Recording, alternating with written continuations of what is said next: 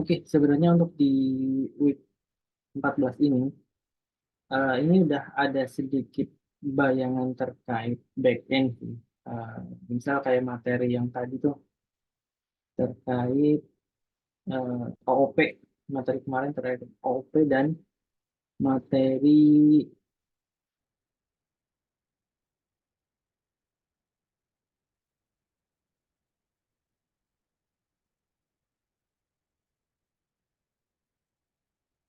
ini share saya kelihatan kan yang GitHub-nya Pak Lutfi.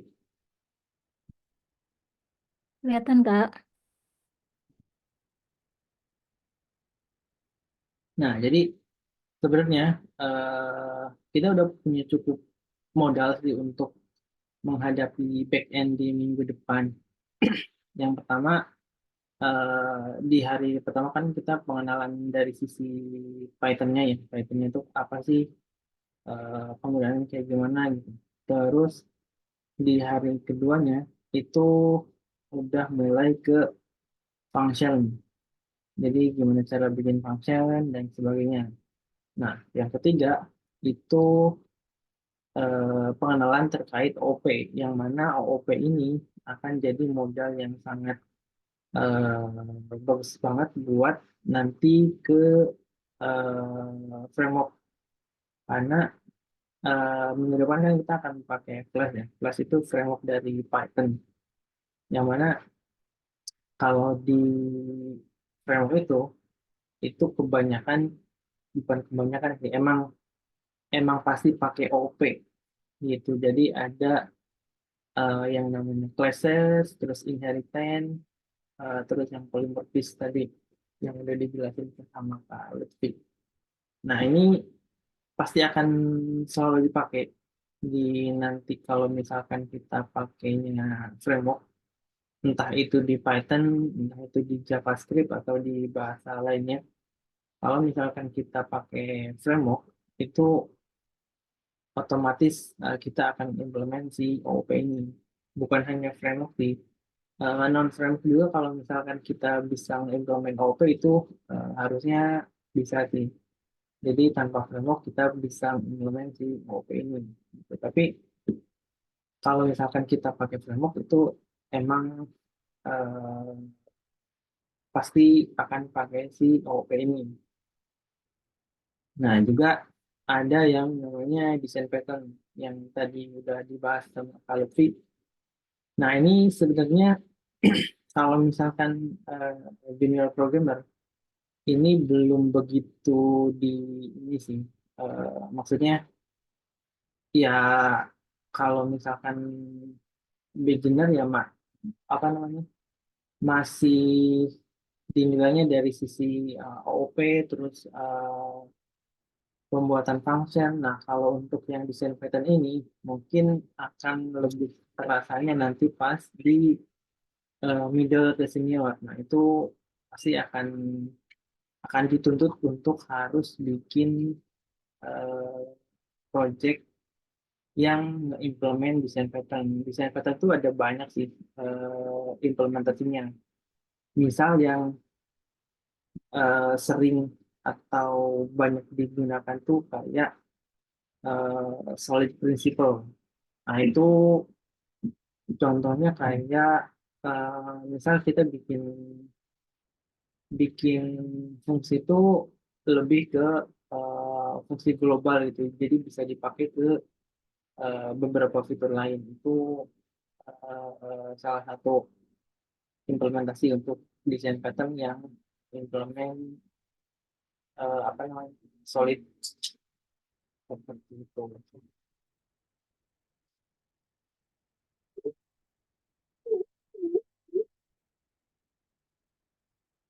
Ada pertanyaan dulu sebelum kita lanjut?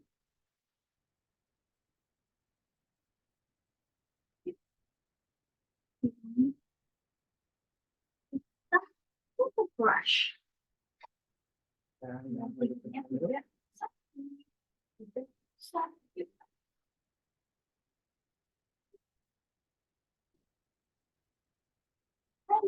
Satu, dua, tiga. Ada.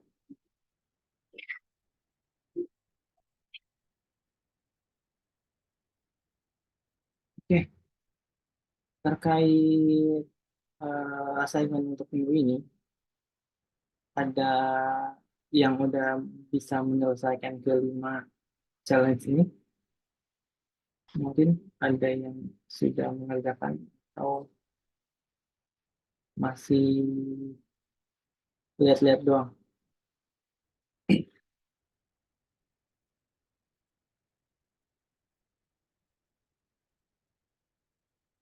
Ada yang udah selesai kan? Dari kelima ini program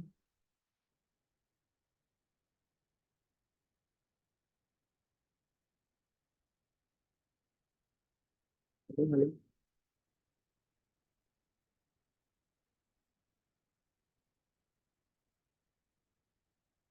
jalur semua kan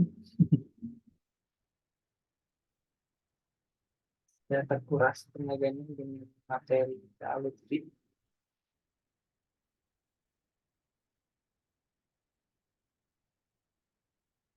Oke, baru mau mulai.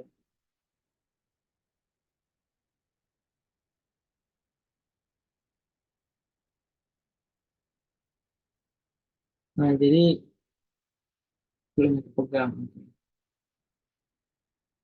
Jadi untuk di week ini itu nggak ada eh, apa namanya kriteria tertentu atau misal kayak assignment brief ya. Itu nggak ada. Jadi di minggu ini hanya kalian cukup mengerjakan apa yang ada di soal yang udah dikasih tahu ini. Di briefnya hanya ada di soal ini. Gitu. Jadi kalian cukup ngerjain 5 soal ini. 1, 2, 3, 4, 5 di file yang udah disediain di sini. Misalnya untuk yang palindrom ini kan deskripsinya ada di sini, ada yang di komen. Nah, kalian cukup ngerjain di bawah sini aja untuk kerja ini. Untuk sampel outputnya ini udah dikasih tahu. Jadi kalau misalkan ngasih parameter 3 ini, nanti ekspektasi outputnya harus true gitu. Terus kalau misalkan eh, parameter yang diinputinnya seperti ini, nanti expected outputnya jadi false. Tuh. Jadi untuk di minggu ini cukup kalian mengerjakan 5 soal ini sesuai dengan deskripsi yang sudah dikasih tahu. Deskripsinya udah jelas di sini, kalian tinggal ngerjain eh, sesuai dengan yang diajarin Kak Lutfi seminggu kemarin. Gitu. Jadi nggak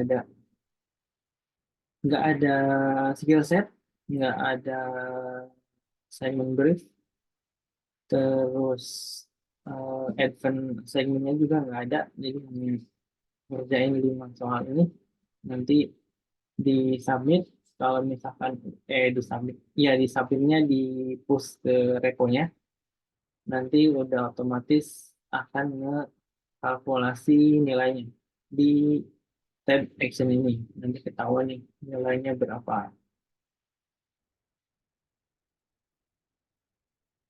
Ini boleh submit berkali-kali. Kalau misalkan kalian mau iseng nyoba-nyobain untuk nge-solve si challenge, kode challenge ini, nanti setiap kali kalian push itu otomatis akan langsung ngejalanin GitHub Action-nya. Ini kan ini file-nya kelihatan apa namanya ngejalanin yang kedua terus ngejalanin yang ketiga gitu. Nanti kalau misalkan kalian ngejalanin 10 kali ya itu nggak masalah sih, nggak ada limit, nggak ada limitasi kalian maksimal harus push berapa kali gitu. Jadi kalian boleh coba-coba aja. Kalau misalkan iseng pengen tahu nih hasil kerjaan kalian tuh benar apa enggak, ya tinggal lupus aja nanti ketahuan. Tinggal diklik ini, terus ke klik lagi yang auto gradingnya. Nah, di sini ketahuan kelihatan yang mana yang udah benar, yang mana yang masih harus diperbaiki. ya gitu. Jadi ada 10 10 poin, maksudnya 10 penilaian. Jadi maksimalnya ada skornya 100. Kalau misalkan kalian benar 55 ya berarti sampai 50. Cuma untuk di week ini kalau misalkan kalian cuma benar satu dan skornya 10 itu nggak masalah sih. Maksudnya maksudnya nggak masalah tuh eh, ini hanya sebatas ini aja, hanya sebatas mengasah skill kalian tuh udah sejauh mana untuk di Python ini. Jadi mulai seriusnya itu nanti di 2 minggu ke depan untuk Python-nya. Jadi untuk minggu ini hanya sebatas eh, inilah checkpoint skill kalian di Python itu seperti apa.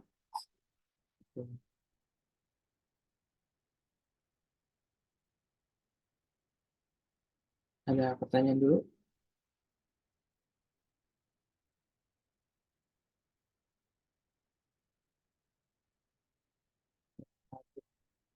Assignment ini. Jadi nanti di Sabtu besok itu pastinya akan ada salah satu dari kalian yang bakalan present. Yang presentnya ini kan ada 5 soal. Nah, nanti salah satu mungkin eh, satu student nge-present satu soal. Jadi ngejelasin logiknya kayak gimana, terus flow-nya seperti apa, dan cara nge-solve-nya kayak gimana. Kayak gitu sih, lebih ngejelasin aja untuk present di nanti di hari Sabtu besok.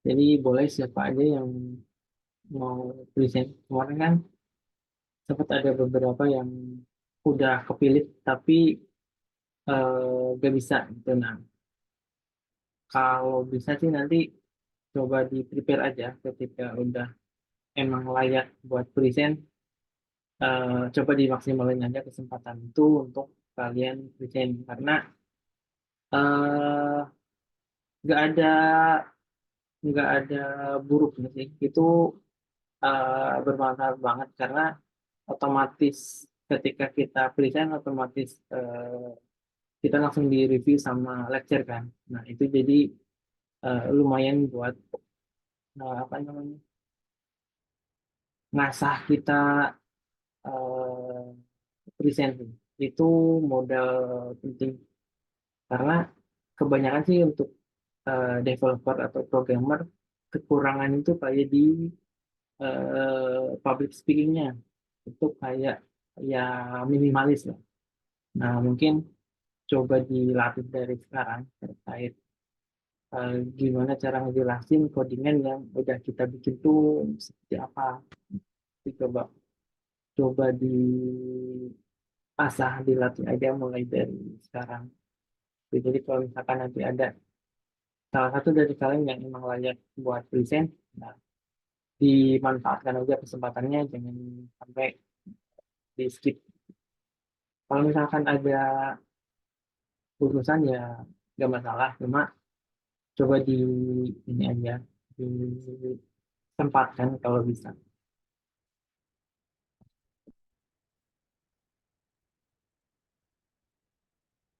Aku sama Andi. Ada pertanyaan? Ada yang bilang, Mungkin ada yang lebih tanyain terkait materi apapun terkait assignment. "Hmm, nggak bisa serem."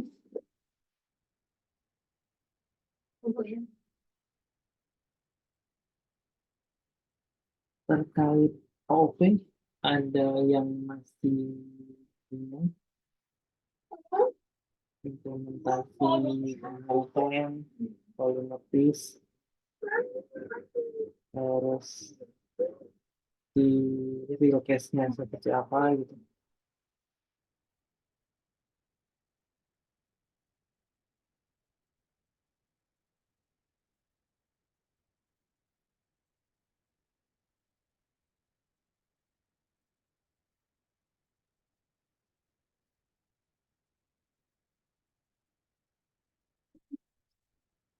Ada ini lanjutin dulu.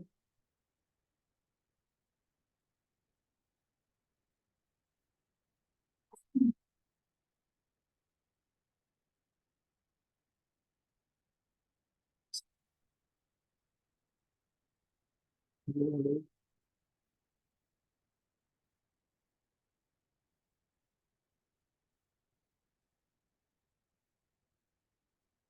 Ini kayaknya lemes karena habis materi Python atau gimana.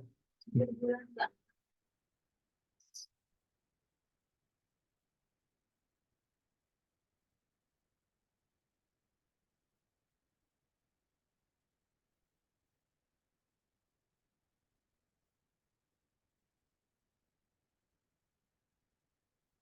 Apa, ada beberapa yang lebih ekstra gitu ya.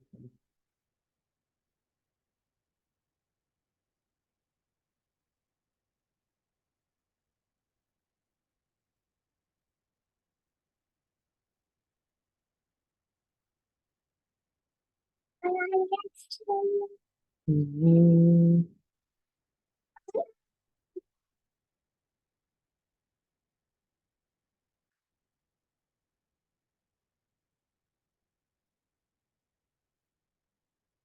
ini ada sedikit rangkuman sih terkait materi di minggu ini. Ini kan terkait simple Python syntax. Dia kalau misalkan mau ngerit, ini kan kalau misalkan di Python kayak gini, kalau misalkan di JavaScript kan biasanya pakai console log terus function function greet terus parameter terus returnnya hello terus kita plus manggil si name-nya. Nah, nanti tinggal di console log greet si parameter. Nah, kalau di Python ini nulisnya kayak gini. Jadi bisa dibilang lebih singkat, bisa dibilang kalau misalkan masih baru di Python ya agak rumit juga sih. Itu untuk cara penulisannya.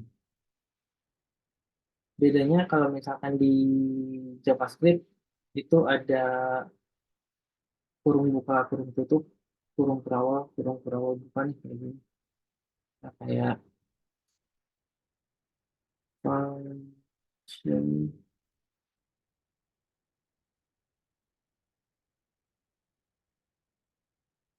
with name. Nah, kalau misalkan di JavaScript kan ada gininya, buka, kurung tutupnya. Nah, kalau di Python itu nggak ada. Jadi hanya seperti ini. Jadi nggak ada penutupnya. Seperti ini. Jadi langsung panggil print, panggil si functionnya, kasih parameternya. Seperti itu. Ini untuk condition juga di Python seperti ini. Misalnya kita define X sama dengan 10, terus bikin kondisi jika X lebih dari 5, sama printnya ini. Kalau misalkan bukan, misalkan print ini. Ini simple kondisi di Python. Terus eh, tipe kayak gini. Misal 6 string 23, terus 6 integer dia di convert ke integer int terus kemudian si number stringnya seperti itu Ini untuk handle exception, eh, handle error lah. Kalau misalkan kita bikin kode tapi error dan errornya itu pengen di handle, nggak kayak apa namanya, kita biarin error itu muncul di konsolnya gitu. Jadi biar biar si errornya bisa kita lebih mengerti. Nah, itu pakai exception seperti ini contohnya. Jadi kalau misalkan eh, apa namanya, kita bikin rumus kayak gini, ini kan harusnya error. Jadi kita bikin exception can amplified by zero. Ini lebih ke ini sih, handle errornya. Jadi biar error yang muncul tuh nggak nggak bahasa planet, bahasa yang bisa kita mengerti. Ini kalau di run,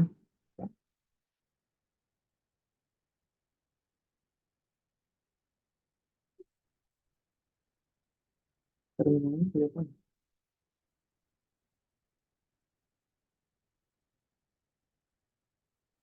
Hmm,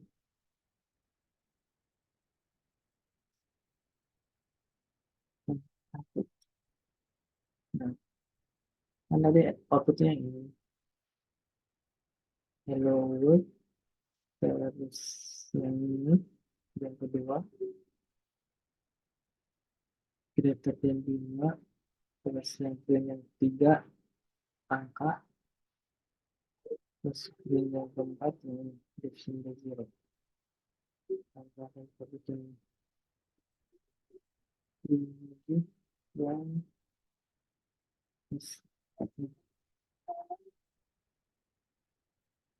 yang bedanya. Oke, ini cara yang pertama terkait eh, penulisan di Python. Terus ada contoh lagi, ini untuk fungsional di Python dan cara manggilnya itu kayak gimana. Sebenarnya kalau di JavaScript, kode Python kayak gini tuh bisa sama kayak gini. Function and A sama B. Nah, terus ini A sama B. Itu kan. Terus kalau mau di output, kalau mau diambil jadi tinggal di console log.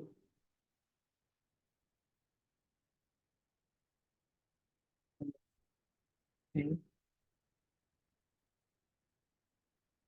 jelas. Ini di JavaScript kayak gini. Karena tadi kan udah pernah kita pelajari juga di sebelumnya. Untuk JavaScript kayak gini, kalau jadi Python seperti ini. Jadi kalau Python codingnya dua baris, kalau JavaScript sebenarnya bisa dibikin dua baris, satu baris juga bisa sebenarnya. Cuma ya Python ini nggak ada yang tadi saya bilang nggak ada kurung buka kurung tutupnya. Jadi ada langsung kayak gitu tulisannya.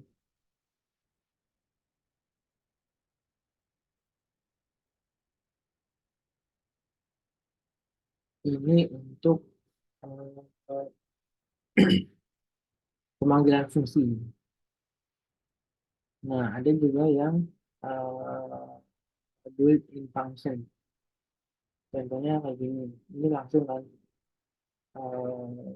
number, si number itu isinya array 1 sampai 5, integer semua. Terus pengen ngeliatin dan pengen hitung panjang si array number itu berapa. Jadi tinggal di print length number. Ini udah otomatis dia bisa menghitung panjang dari si array numbernya kayak gitu. Singkat, padat, yang jelas untuk penulisan di Python ini. Terus ini ada lambda function yang kemarin udah seperti bahas sama Pak Lutfi juga.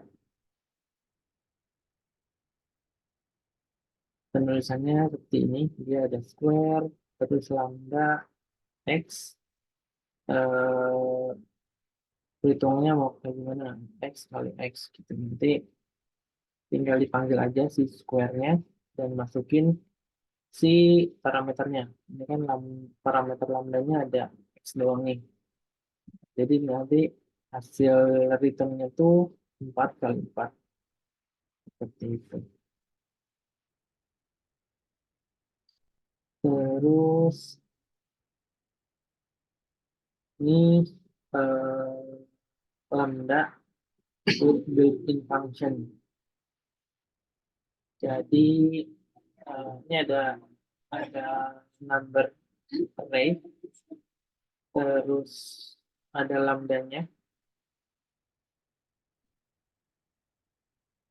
square number sama dengan list, map lambda, lambdanya parameternya x, terus x dikali x dan number.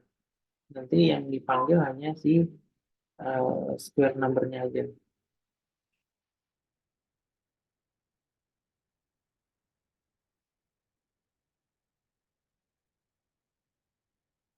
Ya gitu. Nanti yang di outputin dari si ini yang square number ini. Nah, gitu. Terus ini ada juga dekorator sampel, tapi kemarin nggak dibahas. Dekorator. Terus ini ada list, example list di Python. Kurang lebih mirip-mirip di JavaScript juga sama kan kayak gini. Nah, cuma kalau di JavaScript itu perlu bikin flag, bar atau cons gitu kan. Kalau di sini dia langsung ditulisin aja.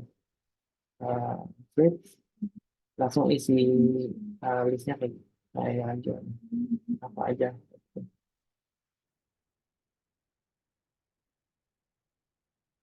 Terus tinggal di print aja, panggil si variabelnya. Nah, itu kan kelihatan ketahuan variable fetch list string. Terus ada tuple, contoh penulisannya seperti ini. Argument 10, 20, tinggal di print aja.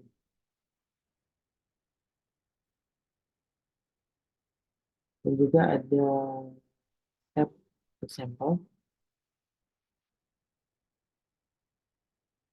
Misalnya kayak gini. Terus ada dictionary. Kita coba jalanin ya. Hasil itu seperti apa.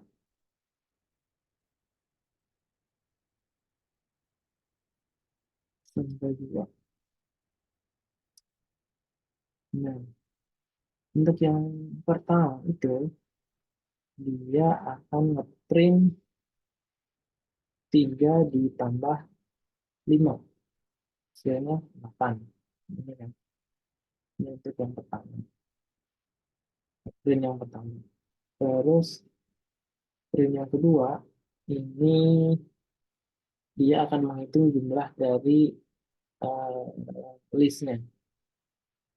Kalau yang ini kan itu untuk menjumlahin, dia panjangnya itu ada berapa. Jadi kalau di print jadinya 5. Nah, kan ini ada 1, 2, 3, 4, 5. Terus string yang ketiga ini 16. 16 itu berarti dari parameter keempat kan. Di sini 4 kali 4 jadi 16. Habis itu string yang ketiga ini nge-outputin si uh, number ini. 149 16 25.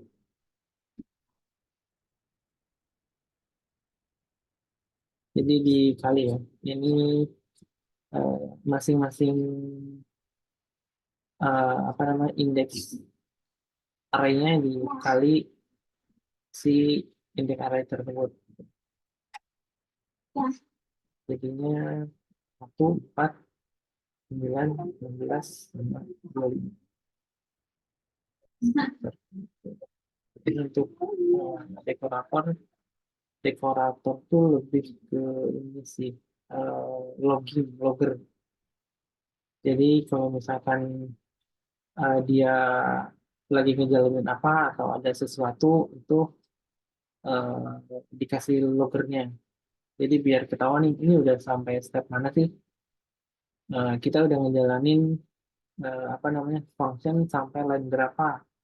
Nah biar ketahuan kita udah jalan sampai line berapa itu mesti dikasih logger tiap line atau tiap eksekusi kode yang emang penting dan perlu diselidiki gitu. Nah, itu bagusnya pakai uh, dekorator atau logger. Biar apa? Fungsi logger itu biar tahu nih ketika ada isu atau error di function yang kita bikin itu akan lebih mudah di tracknya dengan adanya si logger ini. Jadi kalau misalkan nggak ada logger ini akan cukup sulit sih ketika ada error di salah satu fungsi yang kita bikin itu kalau misalkan nggak ada logger akan sedikit bingung untuk nge-track sama nge-solve-nya sih. Nah dengan adanya logger ini bisa ketahuan nih oh step-nya tuh baru sampai sini dan error-nya tuh di bagian ini. Dengan adanya logger itu akan lebih mudah untuk nge-tracking errornya terus nge-solve si errornya.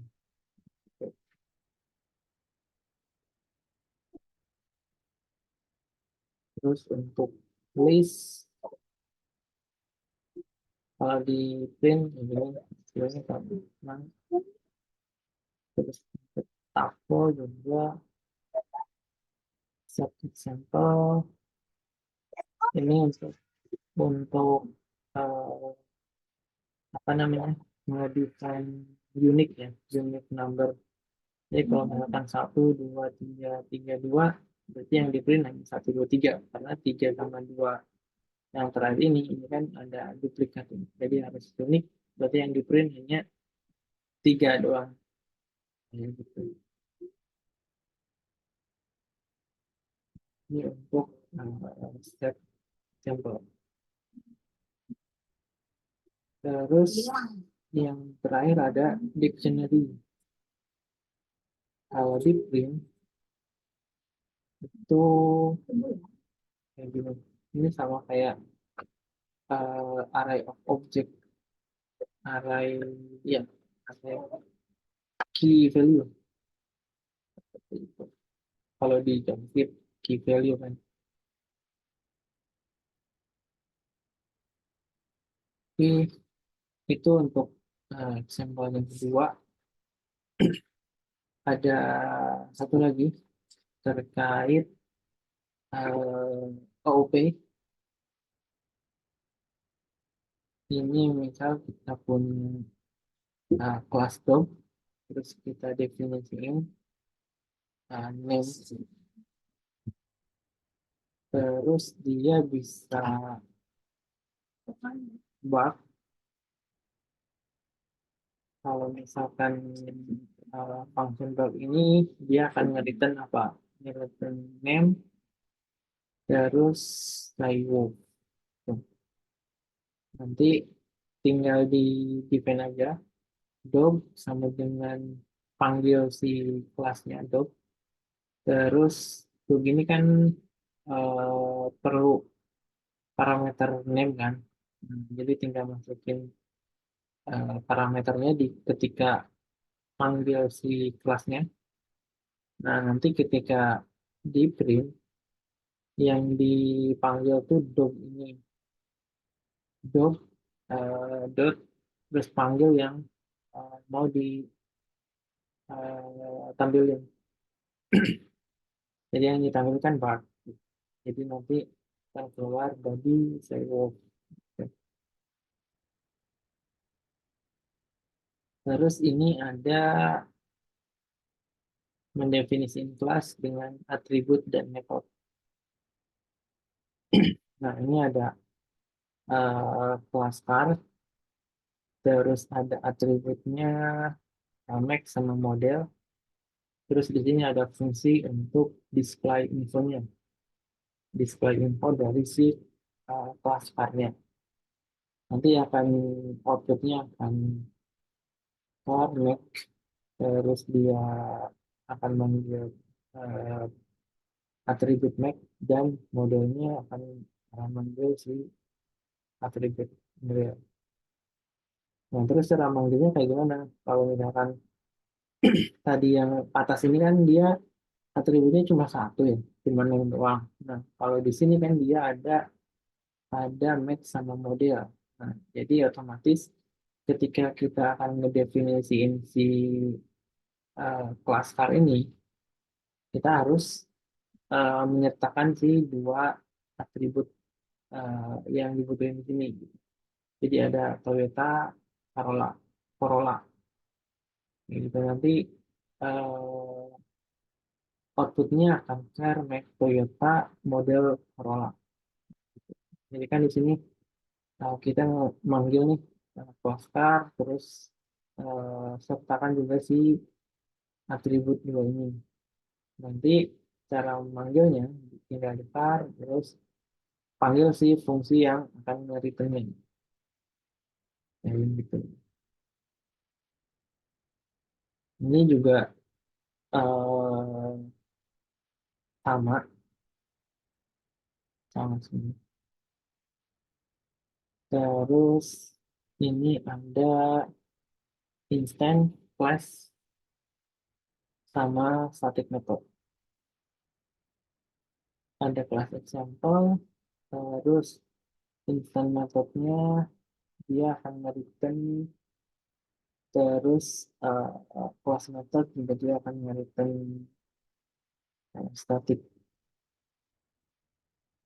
Nanti tinggal panggil aja kelas example, terus kalau misalkan mau manggil instant method tinggal panggil aja.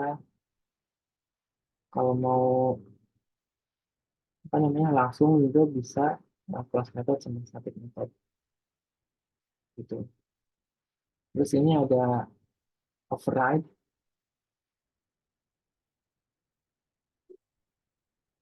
dia class book, terus punya atribut title sama author.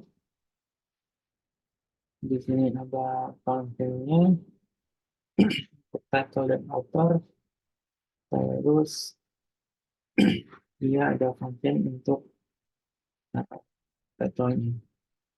Nanti ketika dipanggil sama kan ini book sama dengan manggil si kelas booknya karena di sini ada dua apa namanya dua atribut, jadi harus harus menyertakan dua atribut di ketika ketika manggil si kelasnya. Itu nanti tinggal print aja apa yang mau dipanggil. Nah, ini salah satu contoh untuk inheritance dan method overriding. Jadi kita punya kelas animal. Di kelas animal tuh atributnya ada name, terus ada function speak, Terus ada juga kelas dog. Dog dia akan apa namanya, punya atribut manggil kelas animal. Terus dia punya function speak. Nah, jadi ketika di define, yang di define itu si kelas dognya. Jadi dog sama dengan dog body. Nah, ini si body ini karena dia si dog ini manggil kelas si animal kan. Nah, sedangkan si kelas animal ini punya atribut yang namanya name. Nah, jadi dia langsung aja sertakan aja si uh, atributnya gitu. Ketika manggil si dog ini langsung sertakan atribut. Sekarang kan si kelas dog ini dia nggak ada atributnya kan. Atributnya itu ada di kelas animal, ada di sini. Nah, jadi tetap nanti ketika manggil dog ya tetap disertakan si atributnya.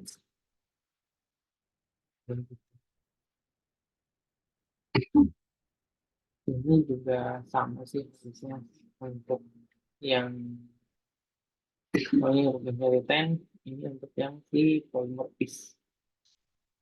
Kalau yang polymorphis dia ada class shape, terus ada function draw, terus ada circle, dia circle manggil shape, terus ada function draw juga. Terus juga yang ketiga ada class square, dia manggil class shape, terus ada uh, function draw.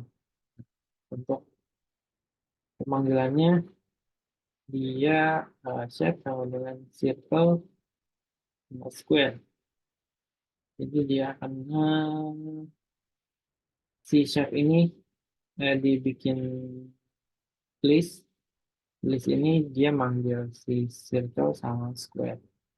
Circle sama square ini dia akan nge-polymorphis di shape-nya.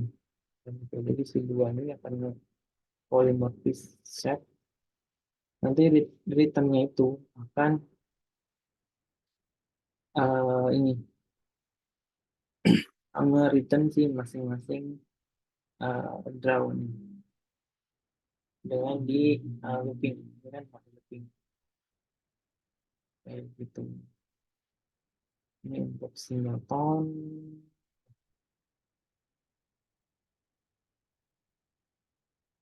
Oke, ada pertanyaan dulu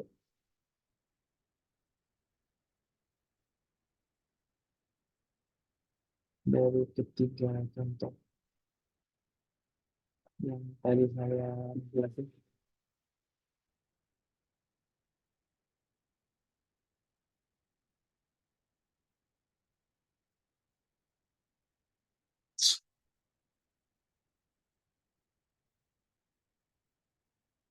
Kalau front-end pakai JS, back-end pakai Python, integrasi sama interaksi dalam satu project-nya gimana prosesnya? Nah, itu yang udah pernah kita lakukan di project front-end kemarin.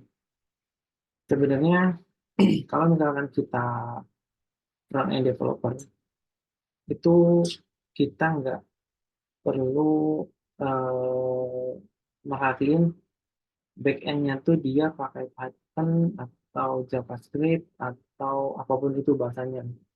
Kita hanya merhatiin si API-nya aja.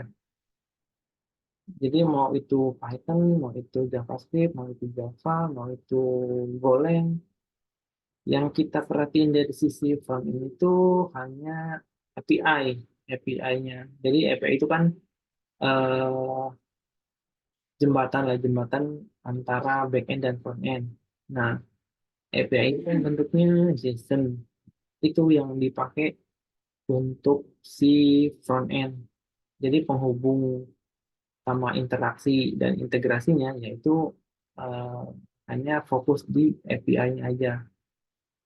Jadi tetap nih nanti kalau misalkan projectnya udah full stack, itu kan ada kita perlu bikin apa namanya service front end-nya dan juga service back end-nya. Nah, untuk integrasi antara service front end dan service back end itu kita mesti tahu yang namanya API-nya. Jadi nanti dari back end itu akan menyediakan API, API-nya udah udah disediain gitu, udah bisa diakses. Nah, dari sisi front end itu akan ngekonsumsi API-nya dari yang backend kasih. Kan kalau misalkan output front end itu kan tampilan ya, tampilan UI, UI-nya aja. Tapi kalau misalkan back end itu sama juga domain.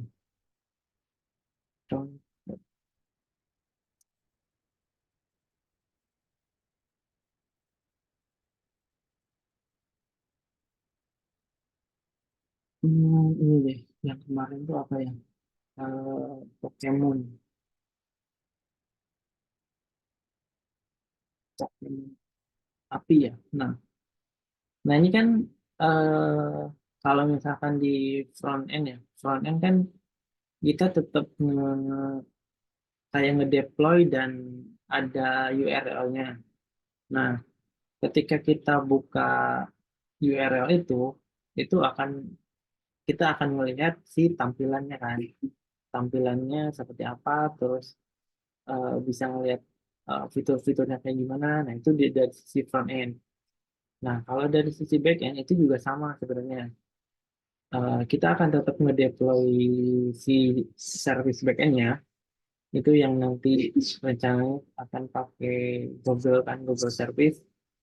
Nah, deploy-nya sama, kita akan ngedeploy dan nanti akan eh, pakai domain yang mana domainnya tuh nanti mungkin bisa beli atau gimana. Nah, ketika kita buka buka hasil deploy dari backend itu yang muncul itu seperti ini. Nah, JSON-nya aja. Ini API-nya kan. API-nya itu dalam bentuk JSON kayak gitu. Jadi dari sisi backend atau frontend itu tetap kita akan deploy dua-duanya dan untuk interaksinya itu ke API yang mana API itu disediain dari si backend. Jadi backend nyediain API, terus si frontend mau konsum API-nya. Itu untuk integrasi dan interaksinya antara backend dan frontend. Gitu. Itu di project akhir nanti akan diimplement di dua-duanya. Jadi backend kita deploy, frontend kita deploy juga. Gitu. Jadi ada dua dua service ya, yang mesti kita deploy.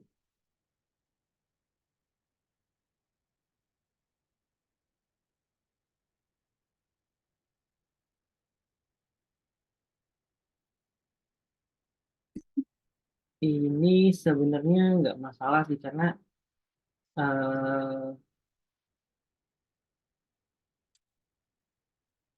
gimana jelasin? Misalkan di TS tipe datanya strict, tapi di Python jadi dinamik. Iya, nggak masalah sih karena nanti di Python akan kebaca eh, kita nanti apa namanya kan ketika kita akan proses dan ngasih ke back end itu kan ada body parsing nih, body param itu body paramnya seperti apa sih? Nah, mungkin di handle-nya dari sisi body paramnya yang akan dilempar ke sisi back end. Nah, kalau misalkan nggak sesuai, misal yang harusnya string tapi yang dikirim yang harusnya integer tapi yang dikirim string gitu. Itu kalau misalkan kita pakai handle exception error ya, kita akan nge-return lagi error yang dikasih dari backend gitu. Cuma kalau misalkan otomatis ya kita bisa bisa aja bikin bikin langsung convert dari string ke integer itu juga bisa. Tapi kalau misalkan kita strict banget nggak mau nih nerima string yang harusnya integer gitu. Nah, itu kita bisa bisa aja handle pakai exception gitu. Jadi misalkan data yang dikirimnya salah, ya udah kita lempar balik returnnya error gitu, atau ngasih notif, oh ini tuh datanya salah gitu, perlu dibenerin. Nah, mungkin kayak gitu sih. Nah, jadi exception handling itu penting banget untuk eh, integrasi dari front end sama back end. Jadi biar kita tahu nih errornya itu sebelah mana dan harusnya tuh seperti apa gitu.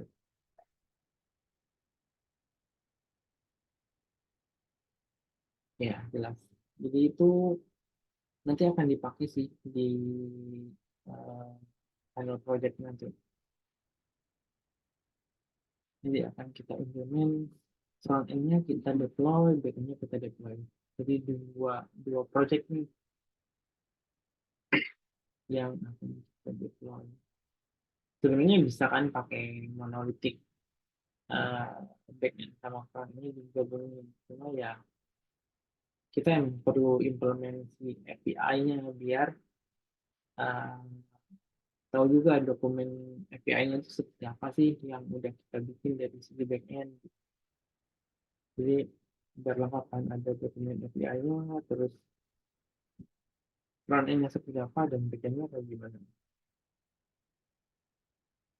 Gitu.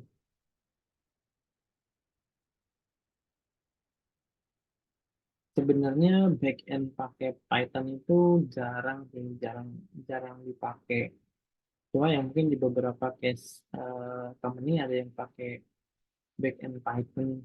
Maksudnya back end untuk aplikasi web gitu. Itu jarang sih. Cuma Python Python-nya digunakan untuk misal kayak AI atau data analis itu ya kebanyakan seperti itu. Cuma untuk back end saya bikin API untuk front end web itu jarang sih sebenarnya. Cuma ya mungkin ini salah satu uh, experience juga buat kalian bikin back end pakai Python gitu. Karena kan JS-nya udah dapet nih dari front end. Jadi biar biar ilmunya makin banyak, jadi pakai Python. Sebenarnya backend bisa pakai JavaScript juga. Kalau di batch sebelumnya itu pakai JavaScript, backendnya pakai Next.js. Cuma untuk yang batch ini pakai Python. Itu.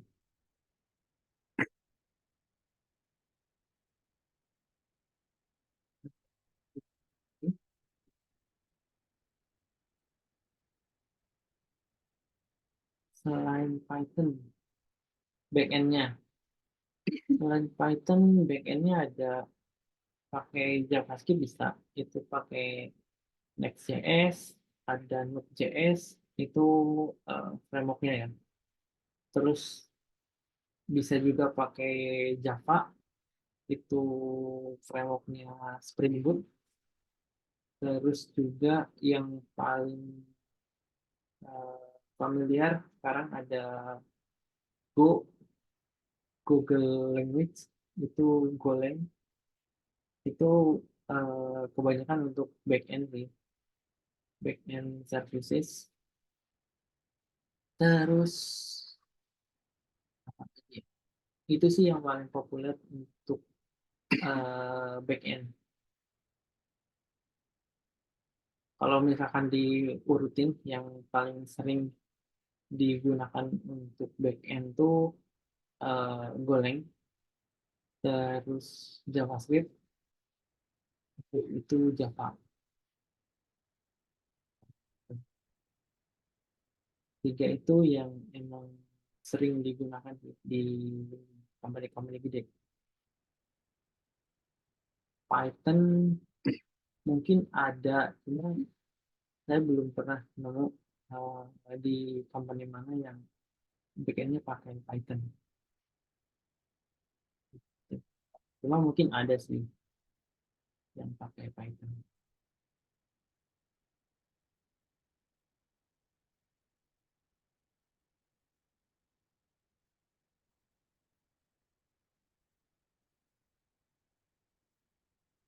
Masa pemrograman sebenarnya banyak banget sih. Kalau misalnya kalian mau belajar semuanya, ya boleh aja sebagai pengetahuan. Cuma nanti kalau misalkan memang bagus juga kalau misalkan kalian mempelajari semuanya. Jadi ketika switching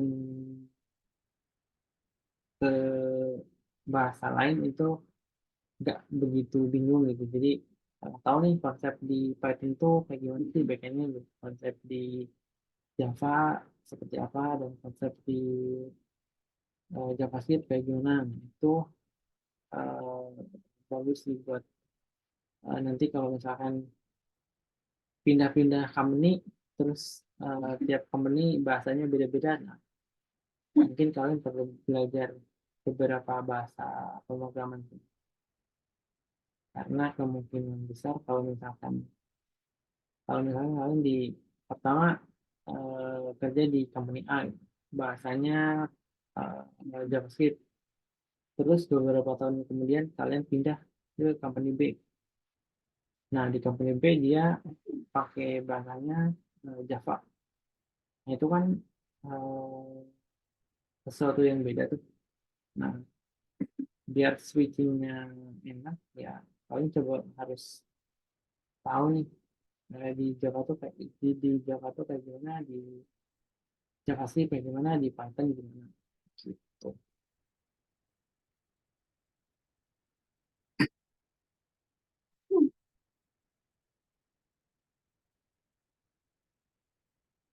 Gimana, ada pertanyaan lagi?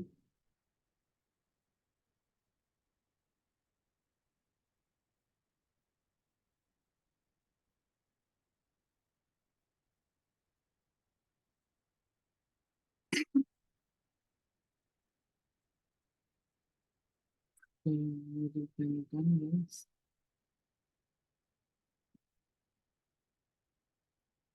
Jadi untuk di week ini hanya mengerjakan 5 soal ini, tidak perlu ada uh,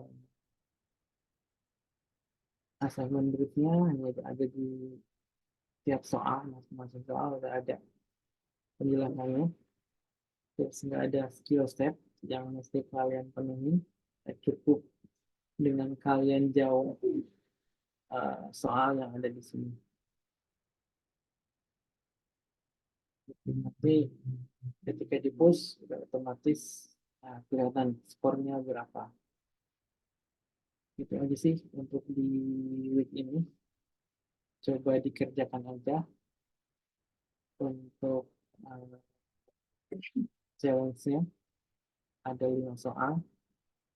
Nanti persiapkan untuk yang Sabtu. Present mau yang tapi bisa ditentuin sih soal misal tim 2 ini akan present soal nomor berapa. Gitu aja. Ada lagi pertanyaan?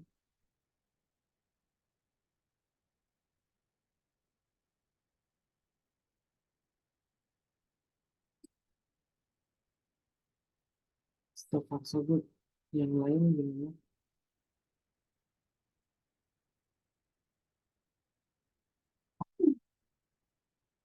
Ini ya. Oke. Kalau misalkan nggak ada lagi,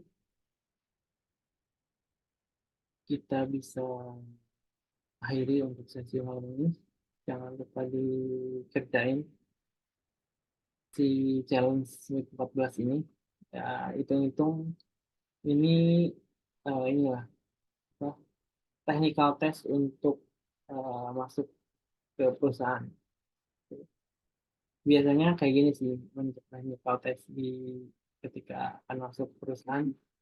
Ya contoh soalnya mirip-mirip kayak gini sih. Eh, Gimana cara solve dari deskripsi yang udah disediain gitu. Jadi sayang banget kalau misalkan kalian nggak sempat ngerjain si 5 soal ini, karena ini nggak kadang sih, kebanyakan keluar sih untuk soal-soal seperti ini nanti di technical test gitu. Jadi bisa jadi gambaran nanti ketika apply di salah satu company, pasti technical testnya kurang lebih kayak gini, seperti yang udah dikasih di sini, mirip-mirip ya, beda jauh.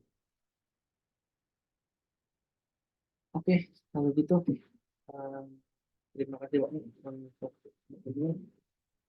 Selamat malam dan selamat beristirahat. Thank you semuanya.